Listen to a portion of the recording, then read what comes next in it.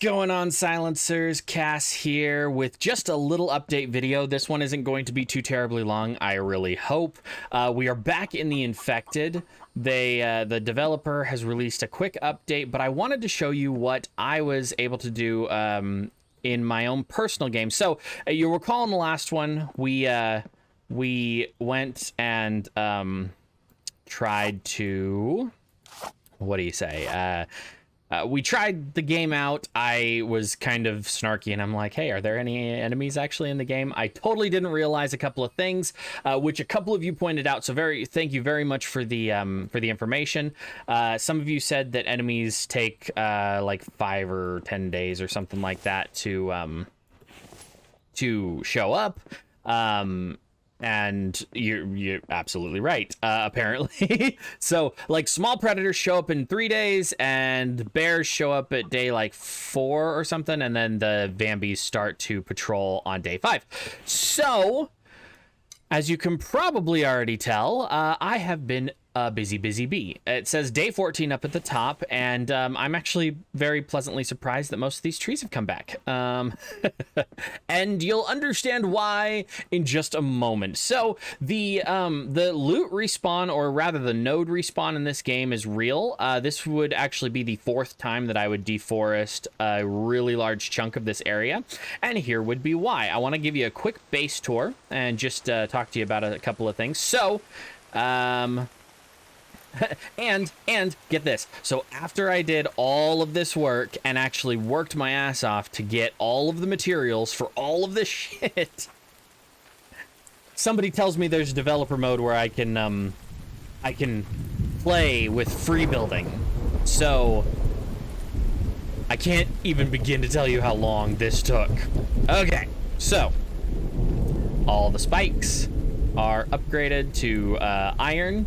And I put layers upon layers of them, and it turns out that if you put them about this close, then the big boss zombies, they'll still break through these real quick. I think it only takes like 2 hits for the iron tipped ones for the boss, the mini boss, the red shirted Vambies to actually break through. The other ones, man, they'll just tear through them like butter.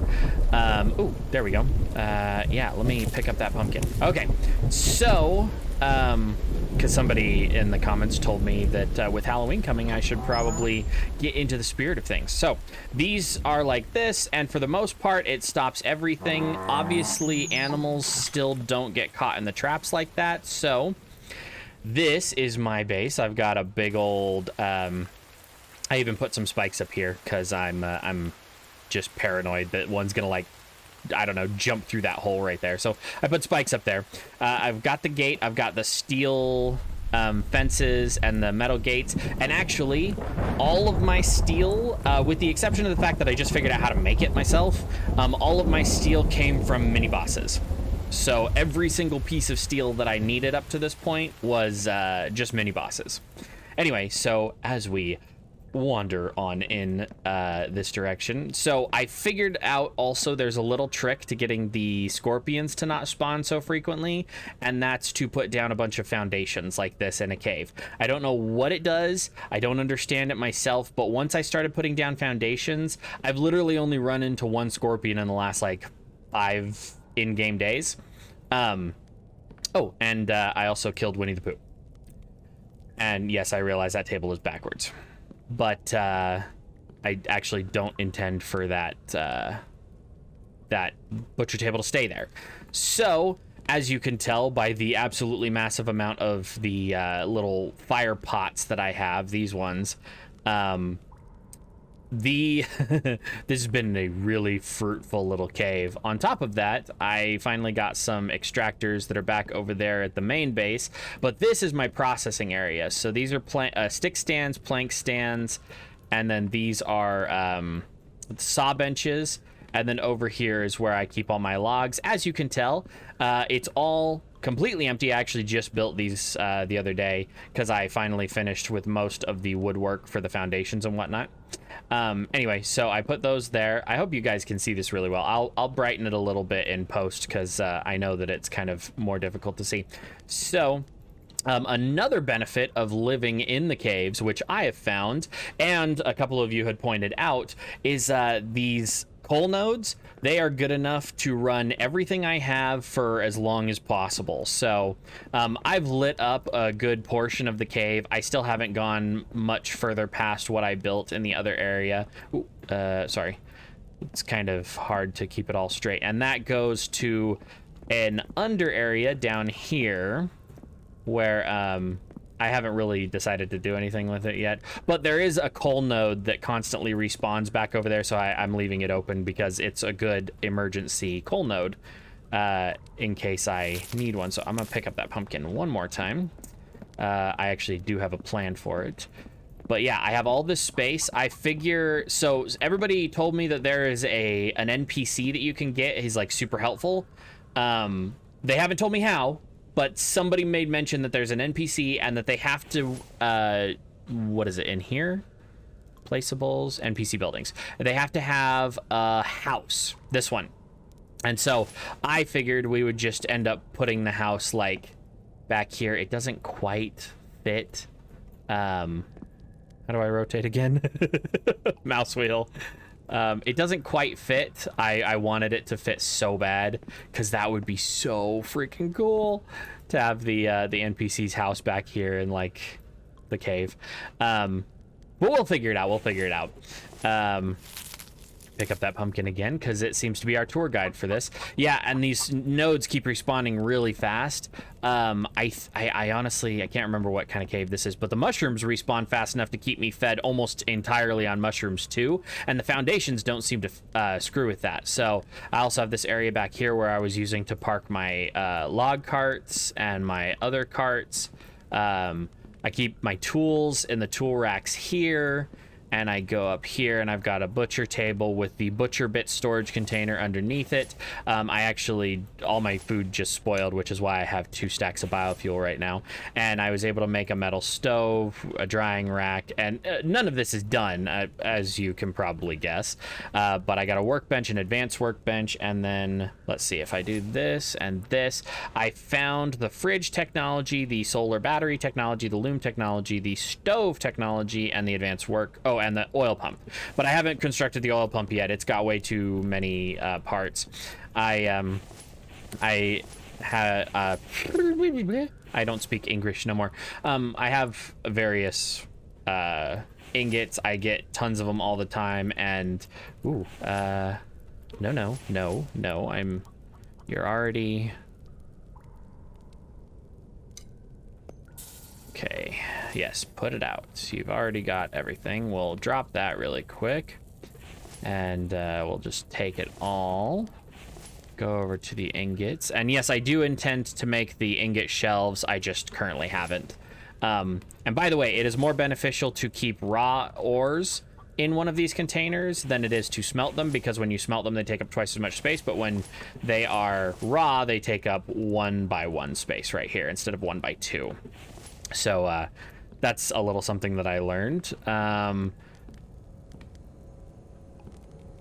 that's right. I've got various things. I almost have enough for the croc skin upgrade. I still need to build the loom. But then I can do the whole, what is it, itempedia, this one, the large backpack that's croc skin and rope. I just need to craft it at the loom, and I haven't built the loom yet.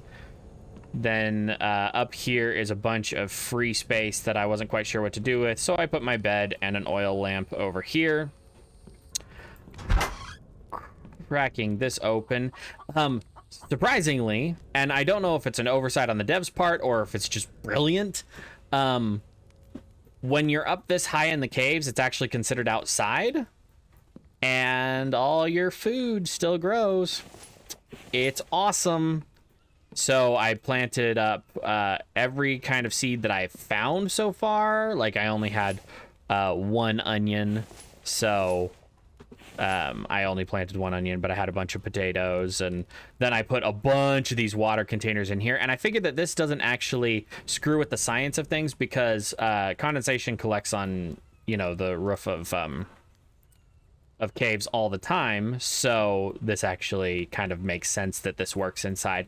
The crops, not so much, but I would like to see some kind of grow light function. If the dev patches out the ability to grow in caves, I would like to see some kind of grow light function. Or I know that there is a food, buildings, workbenches, no others, greenhouse. Where was it? Greenhouse. So I would love if the greenhouse had, oh shit, it fits inside. Oh, I'm in love. We are so totally building an underground greenhouse. Okay. This video is getting just a little bit longer than I like. Oh, pick up that. I have this flat area that goes down into the utter darkness of the cave. I know you guys can't see very well, but I also have these, coming up. So apparently this cave is a copper cave. So I have these two just focusing on stones, and then I keep my cart here to fill up.